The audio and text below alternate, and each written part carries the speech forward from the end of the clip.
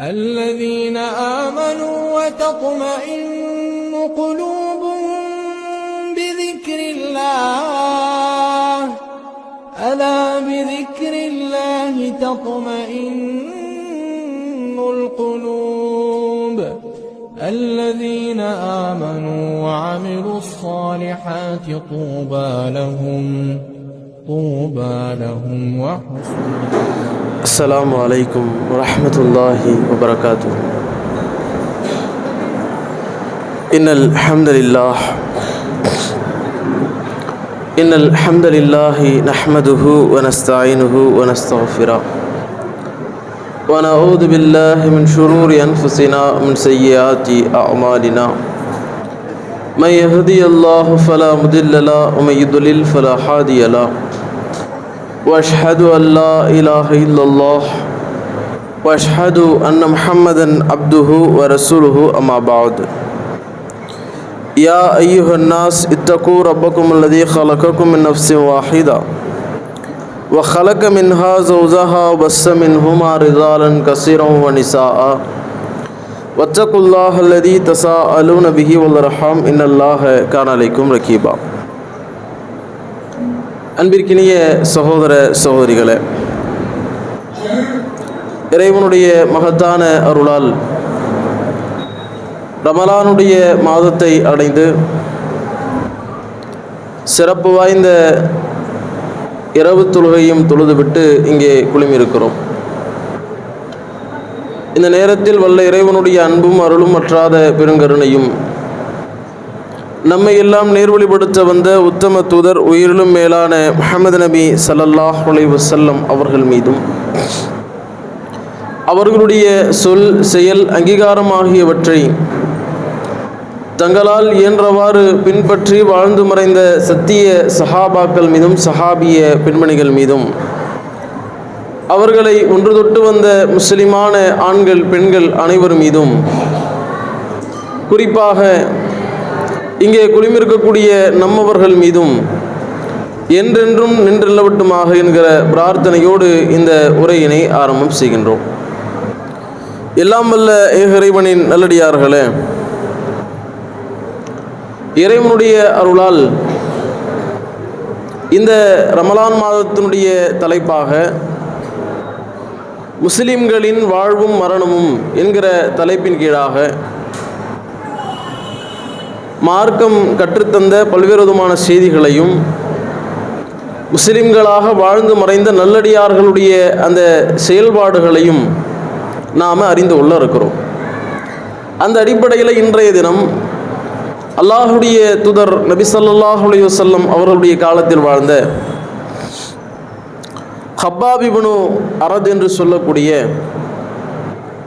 ஒரு சஹாபி எந்த அளவுக்கு இஸ்லாத்தை தன்னுடைய வாழ்க்கையாக ஏற்று இறுதி காலம் வரை அதிலே உறுதியாக இருந்தார் என்கிற செய்திகளைத்தான் நாம் பார்க்க இருக்கிறோம்.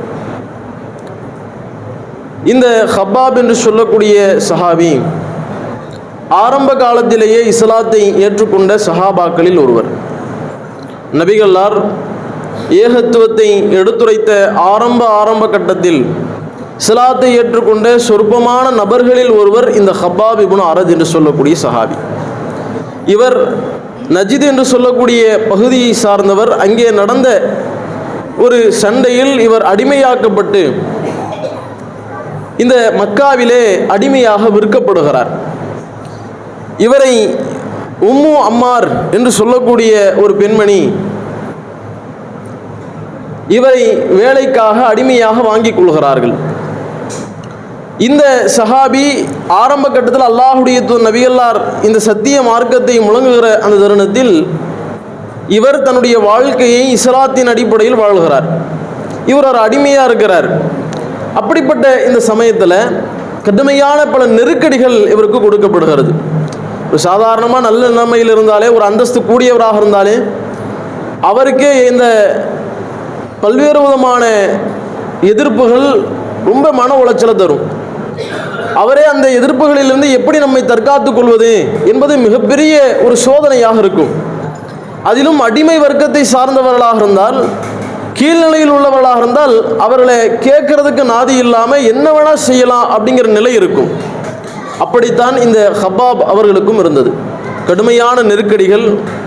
இவர் இஸ்லாத்தை ஏற்றுக்கொண்டார் என்பதற்காக, இஸ்லாத்தை தன்னுடைய வாழ்க்கையாக ஏற்றுக்கொண்டார் என்பதற்காக இவருடைய எஜமான் கடுமையான முறையில் இவருக்கு இடையூறுகளை தருகிறார்கள், ஏராளமான நெருக்கடிகளை தருகிறார்கள். அந்த நெருக்கடிகள் எந்த அளவுக்கு இருந்தது, எந்த அளவுக்கு கடுமையான முறையில் அந்த நெருக்கடிகளை இவர் சம்பாதித்தார் என்று கேட்டால், எந்த அளவுக்கு அந்த நெருக்கடிக்கு உள்ளாக்கப்பட்டார் என்று கேட்டால், அவர்களே அல்லாஹுடைய தூதர் நபிகல்லார் இடத்துல ஓடோடி வருகிறார்கள். நபிகல்லார் காபாவினுடைய நிழலில் அமர்ந்திருக்கிறாங்க. புகாரியில் பதிவு செய்யப்பட்டிருக்கக்கூடிய செய்தி. அப்போ அல்லாஹுடைய தூதர் நபிகல்லார் இடத்துல ஓடோடி வருகிறார்கள். வந்து அல்லாஹுடைய தூதர் நபிகல்லார் இடத்துல கேட்கிறார்கள், அல்லாஹ் தஸ்தன்சிருலனா, எங்களுக்காக இறைமனத்தை நீங்கள் உதவி தர மாட்டீர்களா? இன்னும் அவர்கள் சொல்கிறார்கள், அல்லாஹ் ததூலனா, எங்களுக்காக இறைமனத்தை நீங்கள் பிரார்த்தனை செய்ய மாட்டீர்களா? இவ்வளவு அடிக்கிறாங்க, இவ்வளவு கடுமையான முறையில் எங்களை எதிர்க்கிறார்கள். எப்பேற்பட்ட அந்த காயங்கள் என்றால், அல்லாஹுடைய தூதர் நபிகல்லார் மரணித்ததற்கு பிறகு அபூபக்கர் ரலியல்லாஹு அவர்கள் ஆட்சி பொறுப்பை ஏற்கிறார்கள். அவர்கள் மரணித்ததற்கு பிறகு உமர் ரலியல்லாஹு அவர்கள் ஆட்சி பொறுப்புக்கு வருகிறார்கள்.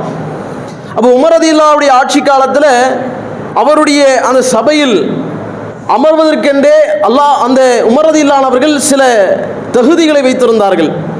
அப்படி இருக்கக்கூடிய சமயத்தில் இந்த ஹப்பாப் அவர்கள் அந்த சபைக்கு வருகிறார்கள் என்றால், உமர் ரலியல்லாஹு அவர்கள் அவர் எழும்பிவிட்டு அவருடைய சிம்மாசனத்தை, அவர் அமரக்கூடிய அந்த இடத்தை இந்த ஹப்பாபுக்காக வேண்டி ஒதுக்குவார்கள். அவ்வளவு சிறப்பு வாய்ந்த சஹாபி இந்த ஹப்பாப்.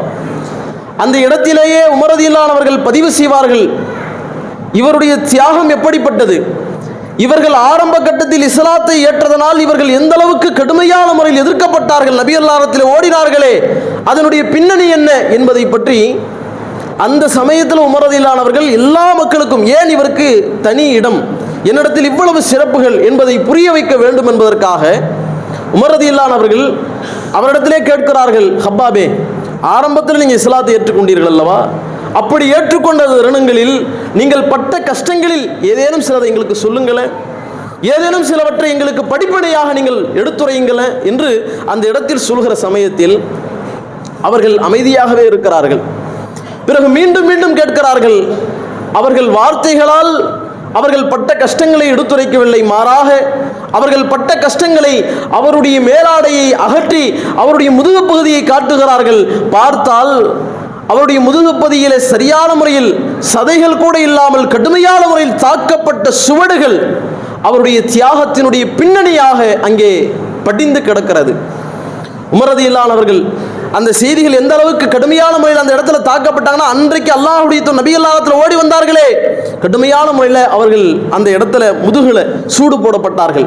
எந்த மாதிரியான கடுமையான அந்த சூடுகள் என்றால், அவர்களை பாலைவனம் மணலில் வைத்து அப்படியே போட்டாலே நிற்க முடியாது, நம்ம நடந்தே போக முடியாது, வெறும் தரையில் நம்ம நடக்க முடியாது. பாலைவனம் எவ்வளவு சூடாக இருக்கும். அப்படிப்பட்ட பாலைவனத்தில் நடப்பது என்பதே கடினம். அவருக்கு பாலைவனத்தில் போட்டு அப்படியே அவருடைய சுடுமணலில் கூட போடலை, ஒரு இரும்பு கேடயத்தை வைத்து அந்த இரும்பு கேடயத்தை பழுக்க அந்த வெயில் படுகிற வெயிலில் கடுமையான முறையில் சூடேற்றப்பட்டு அதிலே படுக்க வைக்கப்பட்டு கடுமையான முறையில் சித்திரவதை செய்தார்கள். இந்த கொள்கையை விட்டு வெளியேற வேண்டும், நீ சொல்கிற இந்த இஸ்லாத்திலிருந்து நீ வெளியேற வேண்டும் என்று கடுமையான நெருக்கடிகளை ஏற்படுத்தினார்கள். அத்தோடு தான் ரசூலுல்லாஹ் அல்லாஹ்வுடைய துறை கடுமையான முறையில் நெருக்கடி தராங்க. தாங்க முடியவில்லை, இவருடைய நெருக்கடி, இவருடைய வேதனை சமாளிக்க முடியவில்லை. அல்லாஹ்ட்ட உதவி கேளுங்களேன், இறைவனிடத்தில் எங்களுக்காக வேண்டி பிரார்த்தனை செய்யுங்களேன் என்று அல்லாஹ்வுடைய தூதர் நபி அல்லாஹ்விடத்தில் வந்தால், அல்லாஹ்வுடைய தூதர் நபி அல்லாஹ் பாடம் நடத்துகிறார்கள் ஹப்பாப் ரலியல்லாஹு அவர்களுக்கு. ஹப்பாபே, இந்த இஸ்லாத்தை ஏற்றுக்கொண்டால், இந்த இஸ்லாத்தில் நீங்கள் இணைந்து கொண்டால் இலகுவான முறையில் நீங்கள் வாழ்ந்துவிட முடியாது. சோதனைகள் வரும், கடுமையான நெருக்கடிகள் வரும், அது மரணம் வரை வரும், உங்களுடைய உயிரே போகக்கூடிய தருணம் வரை வரும். அது வரைக்கும் நீங்கள் பொறுத்துக் கொள்ள வேண்டும் என்கிற அடிப்படையில் அல்லாஹ்வுடைய தூதர் நபிகளார் சில வரலாற்று நிகழ்வுகளை அவருக்கு பாடமாக புகட்டுகிறார்கள். அல்லாஹ்வுடைய தூதர் நபிகளார் சொல்கிறார்கள், கது காணமன் கபலிக்கும், ஹப்பாபே, உங்களுக்கு முன் வாழ்ந்த சில மக்கள் இருந்தார்கள், அவர்களும் இதே ஏகத்துவத்தை ஓரிரை கொள்கையை ஏற்றுக்கொண்டார்கள். அல்லாஹ் ஒருவனை தவிர வேறு யாரையும் வணங்க மாட்டோம் என்கிற இந்த சத்தியத்தில் இருந்தார்கள். இருந்ததனுடைய விளைவு என்ன தெரியுமா? ஊர் மக்கள் எல்லாம் ஒன்று திரண்டு அவருக்கு பல்வேறு விதமான இடைஞ்சல்களை பல்வேறு விதமான எதிர்ப்புகளை தருகிறார்கள். ஒரு கட்டத்தில் அவரை கடுமையான முறையில் தாக்குகிறார்கள். எந்த அளவுக்கு தாக்குறாங்க, எவ்வளவு நெருக்கடியை கொடுக்குறாங்கன்னா, அவருக்காக ஒரு குழி நோண்டப்படுகிறது. அந்த குழி சாதாரண குழி கிடையாது. ஒரு மனுஷனை நிற்கக்கூடிய வாட்டத்தில் இறக்கினா எப்படி இருக்கும், அந்த மாதிரியான ஒரு குழியை வெட்டி அதிலே அப்படியே அவரை இறக்குகிறார்கள். இறக்கி வெறுமனே தலை மட்டும்தான் வெளியே இருக்குது. தலையை மட்டும் விட்டாங்க, மற்ற எல்லா பாடி ஃபுல்லாக உள்ள பூமியில் புதைச்சிட்டாங்க. இப்போ தலையை மட்டும் விட்டுட்டு இவர்கிட்ட கேட்குறாங்க, என்னப்பா இன்னமும் இந்த குழியில் தான் இருக்க போறியா, என்ன செய்ய போற அப்படின்னு கடுமையான முறையில் அவரை சித்திரவாதை செய்து கேட்கிறார்கள். அப்பொழுதும் அவர் உறுதியாக இருக்கிறார். அப்படி இருக்கக்கூடிய தருணத்தில் பூமியிலே குழி நோண்டி அதிலே வைக்கப்பட்டு பெரிய பெரிய ரம்பங்கள் கொண்டு வரப்பட்டு அந்த ரம்பத்தை வைத்து மிரட்டுகிறார்கள். இஸ்லாத்தை விட்டு வெளியே வரலனா அப்படியே உன்னை வெட்டிடுவோம் என்று மிரட்டுகிறார்கள். அவர் அதற்கும் அடிபணியவில்லை. இஸ்லாத்திலே இருந்தால் என்னுடைய வாழ்வும் என்னுடைய மரணமும் நான் இஸ்லாத்தில் மட்டும்தான் இருப்பேன், இறைவனை மட்டும்தான் வணங்குவேன் என்பதில் உறுதியாக இருந்தார். அப்படி இருந்ததன் காரணமாக அவருடைய தலையில் வைத்து இரு கூறுகளாக அவரை பிரித்து விடுகிறார்கள். ரம்பத்தை வச்சு அறுக்கிற யோசிச்சு பாருங்க. பெரிய வாளை வைத்து வெட்டினால் கூட ஒரே வெட்டில் இரண்டு கூறலாக போகலாம். ரம்பம் என்பது எப்படி இருக்கும்?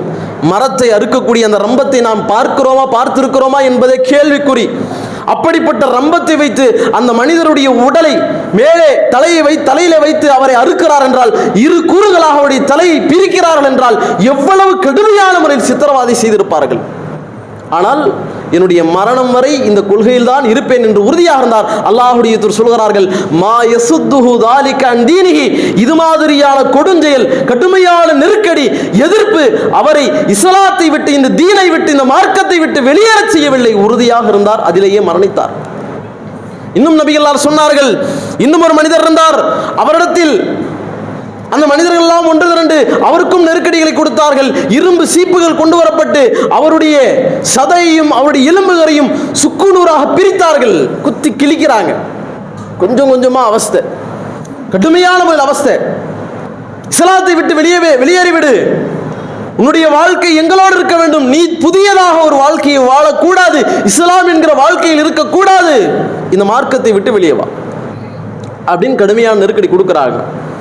அவரும் உறுதியோடு இருக்கிறார். இறுதியில் அவரை குத்தி கிழிச்சு இறுதியாக அவர் மரணித்து விடுகிறார். மா யசுத்துஹு தாலிக அன் தீனிஹி, இது மாதிரியான கடுமையான செயல் அவருடைய மார்க்கத்தை விட்டு வெளியேறச் செய்யவில்லையே, மரணம் வரை உறுதியாக இருந்தாரே, மரணம் வரை முஸ்லீமாக இருந்தாரே என்று அல்லாஹ்வுடைய தூதர் நபியல்லாஹ் சொல்லிவிட்டு, நீங்க அவசரப்படுறீங்களேப்பா, ஒரு காலம் வரும், அந்த காலத்தில் இந்த இஸ்லாம் மிகப்பெரிய அளவில் மிளிரும், நீங்க ஏன் அவசரப்படுறீங்க, நீங்க ஏன் அவசரப்படக்கூடிய, பொறுமையாக இருங்கள் என்று அல்லாஹ்வுடைய தூதர் நபிகளார் இதுவெல்லாம் ஒரு வேதனையே கிடையாது என்று கப்பாப் ரலியல்லாஹு அன்ஹுவுக்கு அறிவுரை சொல்கிறார்கள். கப்பாப் ரலியல்லாஹு அன்ஹு எந்த அளவுக்கு அவருடைய உள்ளத்தில் இந்த இஸ்லாமிய கொள்கை, இஸ்லாமிய மார்க்கம் அவருடைய உள்ளத்தில் உறுதியாக இருக்கிறது என்றால், இவர் ஆரம்ப காலத்தில் அந்த கொள்ளை தொழிலை அவர் செய்யக்கூடியவராக இருக்கிறார். அந்த இரும்புகளில் வாள், இது மாதிரி கேடயங்கள், இது மாதிரியான விஷயங்களை செய்யக்கூடிய அந்த கொள்ளை தொழிலை தான் செய்கிறார். அப்படி செய்வதன் மூலமாக சில பொருளாதாரங்களை பெற்று சில நபர்களுக்கு கொடுத்திருக்கிறார். அப்படி கொடுத்திருக்கக்கூடிய ஒரு நபர் ஆஸ் பின் வாயில் என்று சொல்லக்கூடியவர். இவர் இஸ்லாத்தில் இல்லை, அவரிடத்துல இஸ்லாத்தில் இல்லாத அவரிடத்துல பொருளாதாரத்தை கொடுத்திருக்கிறார். அவர்கிட்ட போய் பொருளாதாரத்தை கேட்கிறார், இப்போ நான் உன்கிட்ட பொருளாதாரம் கடனாக கொடுத்துருக்கிறேன்ல, அதை திரும்ப தாயே, எனக்கு தேவை இருக்குது அப்படின்னு கேட்கிறார். அப்படி கேட்கிற பொழுது அவன் சொல்கிறான், நீ இந்த முகமதை மறுக்கிற வரை நான் உன்னுடைய பொருளாதாரத்தை கொடுக்க மாட்டேன். எவ்வளவு நெருக்கடி பாருங்க. இவரே ஒரு ஏழ்மை நிலையில் இருக்கிறார், கீழ் நிலையில் இருக்கிறார். தான் சம்பாதித்து வைத்த கொஞ்சம் காசை அதை சேர்த்து வச்சு அவர் தேவைக்காக கொடுத்திருக்கிறார். அப்படிப்பட்ட அவருடைய பொருளாதாரத்தை திரும்ப கேட்கிற பொழுது அதை கொடுக்காமல் அவன் விதண்டாவாதம் பிடிக்கிறான். நீ முகமதுடைய கொள்கையிலிருந்து வெளியே வந்தா நான் உன்னுடைய பொருளாதாரத்தை கொடுக்கிறேன் அப்படின்னு சொல்றான். அப்படி சொல்கிற பொழுது அவர்கள் சொல்கிறார்கள், ஹப்பாப் சொல்கிறார்கள், நீ மரணித்து நீ உயிர் கொடுத்து எழுப்பப்படாத வரை நான் இந்த முகமதை மறுக்க மாட்டேன் என்று சொல்கிறார்கள். அப்பனா நான் அந்த பொருளாதாரத்தை கொடுக்க மாட்டேன் அப்படின்னு அவன் சொல்லி மறுத்து விட்டு சொல்கிறான். இதை பற்றி அல்லாஹ் ரப்பல் ஆலமீன் சூரத்துல் மரியமிலே இந்த சம்பவத்தினுடைய பின்னணியிலேயே வசனத்தை இறக்குகிறான். அல்லாஹ்வுடைய வசனங்களை மறுத்து ஆணவம் கொண்டு பொருளாதாரமும் வில்லைச்சலும் எனக்கு தான் உரியது என்கிற துணியில் செல்கிறானே, இவனை கவனித்தீர்களா? அல்லாஹ் என்ன இவனுக்கு வாக்குறுதி கொடுத்திருக்கிறானா? ஏதாவது வாக்குறுதி உடன்படிக்கையை பெற்றுக்கொண்டு வந்திருக்கிறானா? மறைவானவற்றை இவன் அறியக்கூடியவனாக இருக்கிறானா என்று அல்லாஹ் ரப்பல் ஆலமீன் 77 78வது வசனங்களில் பேசுகிறான். இவனை தொடர்பாகவே, இந்த நபரை தொடர்பாகவே அல்லாஹ் ரப்பல் ஆலமீன் வசனத்தை இறக்குகிறான். இந்த செய்தியை நீங்கள் முஸ்லிம் புகாரில பார்க்க முடியும். புகாரில 2071வது இலக்கத்திலும் முஸ்லிமில் 5387வது இலக்கத்திலும் இடம்பெற்றிருக்கிறது. இந்த அளவுக்கு யார் என்ன மாதிரியான நெருக்கடி, பொருளாதார ரீதியாக நெருக்கடி கொடுக்குறாங்களா? என் வாழ்க்கையை, என்னுடைய மரணத்தை நான் இறுதி வரை இஸ்லாத்தில் தான் இருப்பேன், எதற்காக என்னுடைய வாழ்க்கையை நான் மாற்றிக்கொள்ள மாட்டேன், நீ சொல்றங்கிறதுக்காக பொருளாதாரத்துக்கு ஆசைப்பட்டு நான் ஒரு இடத்துல இஸ்லாத்தை விட்டு வெளியே வருகிறேன் என்று சொல்ல மாட்டேன், உறுதியாக இருப்பேன் என்று இருந்தார்கள். எந்த மாதிரியான இன்னைக்கு அதான் நமக்கு பிரச்சனை. பொருளாதாரம் என்று வந்துவிட்டால் இஸ்லாமிய மார்க்கம் சொன்ன பல்வேறு விதமான விஷயங்களை மறந்து விடுகிறோம், பல போதனைகளை மறந்து விடுகிறோம், தொழுகைகளை மறந்து விடுகிறோம், நன்மையான காரியங்களை இழந்து விடுகிறோம். இதுதான் நம்முடைய நிலைமை. ஆனால் ஒரு கீழ்நிலையில் இருக்கக்கூடியவராக இருந்தாலும் பொருளாதாரம் என்கிற சூழ்நிலை வருகிற பொழுதும் இவர் சற்று கூட மார்க்கத்தை விட்டு தராமல் உறுதியாக இருக்கிறார் என்கிற செய்தியை பார்க்க முடிகிறது. இன்னும் எந்த அளவுக்கு அவர்கள் இருந்தால் என்றால், உடல் உயிர் உள்ளவரை எந்த அளவுக்கு இந்த இஸ்லாத்தில் தன்னுடைய வாழ்க்கையில் தெளிவாக வாழ்ந்து காட்டினார் என்றால், இறுதி கட்டத்தில் இவருக்கு பெரிய அளவுக்கு பொருளாதாரம் கொடுக்கப்படுது. ஆரம்பத்தில் ஏழையாக இருக்கிறாங்க, ஹிஜ்ரத் செஞ்சு போகிறாங்க, மக்காவிலிருந்து மதீனாவுக்கு போகிறாங்க, அங்கே பல கஷ்டங்கள், பல போர்களை சந்திக்கிறார்கள். இறுதி கட்டத்தில் கூஃபாவில் வாழ்கிறார்கள். அப்படி வாழ்கிற சமயத்தில் பெரிய அளவுக்கு பொருளாதாரம், செல்வ செழிப்பு இவர்களுக்கு கொடுக்கப்படுகிறது. பெரிய வீடு இருக்குது, நல்ல முறையில் ஒரு வாழ்க்கை இருக்குது, நல்ல முறையில் உணவு உண்ணக்கூடிய அந்த வசதி வாய்ப்புகள் எல்லாம் பெற்றுக்கொள்கிறார். அப்படி இருக்கக்கூடிய சமயத்தில் அவர்களுக்கு உடல்நிலை கொஞ்சம் சரியில்லாமல் போகுது. அப்படி உடல்நிலை சரியில்லாமல் போகும்போது அவரை சந்திப்பதற்காக சஹாபாக்கள் செல்கிறார்கள். புகாரியில் நீங்கள் பார்க்கலாம் 7234வது இலக்கத்தில் இடம்பெற்றிருக்கிறது. அவங்கள போய் பார்க்குறாங்க. உடல்நிலை சரி, ரொம்ப கஷ்டப்படக்கூடிய அவங்க உடல்நிலை சரியில்லாம், நோய்வாய்ப்பட்டிருக்கிறாரே, போய் பார்த்துட்டு வரலாம் அப்படின்னு சொல்லி போகிறாங்க. அப்படி போய் சந்திக்கக்கூடிய நேரத்தில் அவர் அன்றைய கால ட்ரீட்மெண்ட் அடிப்படையில் ஒரு 7 சூடுகள், அந்த சூடு போடக்கூடிய அந்த ட்ரீட்மெண்ட் தான் பண்ணாங்க. அப்போ அந்த மாதிரியான ட்ரீட்மெண்ட் 7 சூடுகளை போடப்பட்டு அதில் அவங்க இருந்துக்கிட்டு இருக்கிறாங்க. கடுமையான முறையில் நோய் இருக்குது. எந்த அளவுக்கு என்றால், அவர்களே அந்த சந்திக்க சென்ற மக்களிடத்தில் சொல்கிறார்கள், லவ்லா அன்ன ரசூலுல்லாஹி ஸல்லல்லாஹு அலைஹி வஸல்லம் நஹானா அன் ததுஅ பில் மௌத், நபிகளார் மட்டும் நமக்கு மரணத்தை துவா செய்யக்கூடாது, மரணத்தை நீங்க கேட்கக்கூடாது என்று அல்லாஹ்வுடைய தூதர் நபிகளார் மட்டும் தடுக்காமல் இருந்திருப்பார்கள் என்றால், நான் மரணத்தையே கேட்டிருப்பேன், துவா செஞ்சிருப்பேன், மரணம் வேண்டும் என்று அப்படிங்கிற அடிப்படையில் நான் அல்லாஹ்ட்ட துவா செஞ்சிருப்பேன் அப்படின்னு அந்த மக்களிடத்துல, சஹாபாக்களிடத்துல சொல்கிறார். அவ்வளவு கடுமையான நோய், கடுமையான முறை. அந்த நேரத்தில் கூட பாருங்க, நோய் வந்திருக்குது, என்னதான் எனக்கு ரப்பு என்ன இவ்வளோ கஷ்டம், இவ்வளோ பண்ணியிருக்கிறோம், அவ்வளோ பண்ணியிருக்கிறோம், நமக்கு இந்த மாதிரி நோய் வந்துருச்சு, இந்த மாதிரி ஆயிடுச்சு, எவ்வளோ தொழுகிறோம், எவ்வளோ பொருளாதாரத்தை தர்மம் செய்கிறோம், இந்த மாதிரி இருக்கிறோம், இருந்தாலும் நமக்கு இவ்வளோ கஷ்டத்தை கொடுக்குறானே அப்படிங்கிற மாதிரியான சிந்தனை தான் இன்றைக்கு பல பேருடைய நிலையில் இருக்கிறது. அந்த கட்டத்தில் கூட ரசூல்லா மட்டும் இப்படி சொல்லணும்னா கேட்டிருப்பேன், ரசூல்லா சொன்ன அடிப்படையில் தான் வாழ்வேன் அப்படின்னு உறுதியாக இருக்கிறார். அப்பொழுது இன்னும் சில செய்திகளை சொல்கிறார். எங்களுக்கு முன்பாக வாழ்ந்த பல மக்கள் அவங்க எப்படி இருந்தாங்கன்னா, எங்களோடு கஷ்டப்பட்டார்கள், நாங்கள் எப்படி கஷ்டப்பட்டோமோ, கடுமையான முறையில் தாக்கப்பட்டோமோ, எதிர்ப்புகளை சந்தித்தோமோ, அது மாதிரி சில சஹாபாக்கள் ஆரம்ப கட்டத்தில் கஷ்டப்பட தான் செஞ்சாங்க. முஸஅப் இப்னு உமைர் அவர் கஷ்டப்பட்டார். ஹம்சா ரலியல்லாஹு அவரும் ஆரம்ப கட்டத்தில், ஆரம்ப நிலையில் கஷ்டப்படக்கூடியவராக இருந்தார். இவங்கெல்லாம் கடுமையான முறையில் அந்த இடத்துல பல போர்கள், பல கஷ்டங்கள் இதையெல்லாம் கடந்து வந்தாங்க. அவங்கெல்லாம் அவங்க கஷ்டத்தோடு அவர்கள் எந்த விதமான இந்த உலகத்தினுடைய ஆதாயங்களையும் பெற்றுக்கொள்ளாமல், பொருளாதாரங்களையும் பெற்றுக்கொள்ளாமல் இந்த உலகத்தில் அவர்கள் மரணித்து விட்டார்கள். எனவே அவர்களுக்கு அல்லாஹ்விடத்தில் சிறந்த கூலி இருக்கும். எந்த அளவுக்கு என்றால், முஸஅப் இப்னு உமைர் அவர்கள் அல்லாஹ்வுடைய பாதையில் உஹது போர்க்களத்தில் கொல்லப்படுகிறார்கள். அப்படி கொல்லப்படக்கூடிய சமயத்தில் எல்லா சஹாபாக்களும் அவங்க சொல்றாங்க, ஹாஜர்னா மா நபி ஸல்லல்லாஹு அலைஹி வஸல்லம் நுரீது வஜஹல்லாஹ், அல்லாஹ்வுடைய திருமுகத்தை நாடி இறைவனுக்காகவே இந்த வாழ்க்கையை நாங்கள் அல்லாஹ்விற்காகவே ஹிஜ்ரத் செய்த அல்லாஹ்வுடைய நபிகளாரோடு பல சஹாபாக்கள் வந்தோம். அதில் பல சஹாபாக்கள் ஆரம்ப கட்டத்திலேயே அவருடைய அந்த வாழ்க்கையில் எந்த விதமான நன்மைகளையும் அடைந்து கொள்ளாமல் மௌத்தா போயிருக்கிறாங்க. அதில் முஸாப் இப்னு உமைர் அவர்களும் ஒன்று.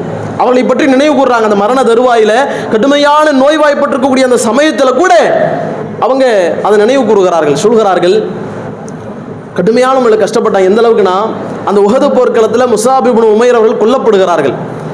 அவர்கள் கொல்லப்படக்கூடிய சமயத்தில் அவரிடத்தில் ஒரே ஒரு ஆடை தான் இருக்கிறது. அந்த ஆடையை வைத்து நாங்கள் அவருக்கு கஃன் எடுக்கிறோம். அப்படி கஃன் எடுக்கக்கூடிய சமயத்தில் இதா குத்திய பிஹா ராசஹு, அவருடைய அந்த தலையை நாங்கள் மூடினோம் என்றால் பதத் ரிஜ்லஹு, அவருடைய கால்கள் வெளிப்படுகிறது. காலை மறைக்க முடியாது, காலை வெளிப்படுது. அவருடைய காலை மறைத்தோம் என்றால் பதத் வஜு, அவருடைய தலை வெளிப்படுகிறது. இப்போ என்னடா பண்ணுறது அப்படின்னு நான் யோசிச்சுட்டு இருக்கும் பொழுது நபிகள்லார் சொன்னார்கள், சில புற்கள் இருக்கிறது, இதுகர் என்று சொல்லக்கூடிய புற்கள் இருக்கிறது, அந்த புற்களை வைத்து நீங்கள் அவருடைய காலை மறைத்து விடுங்கள், முகத்தை வைத்து அந்த துணியை வைத்து அந்த முகத்தை மறைத்து விடுங்கள் என்று சொல்லி அல்லாஹ்வுடைய நபிகள்லார் சொன்னார்கள். இந்த மாதிரி கஷ்டப்பட்ட நிலையிலேயே ஒன்றும் இந்த உலகத்தினுடைய ஆதாயங்களை பெற்றுக்கொள்ளாமலேயே தங்களுடைய வாழ்க்கையை முடித்து கொண்ட அந்த மாதிரியான சஹாபாக்களும் இருக்கிறாங்க.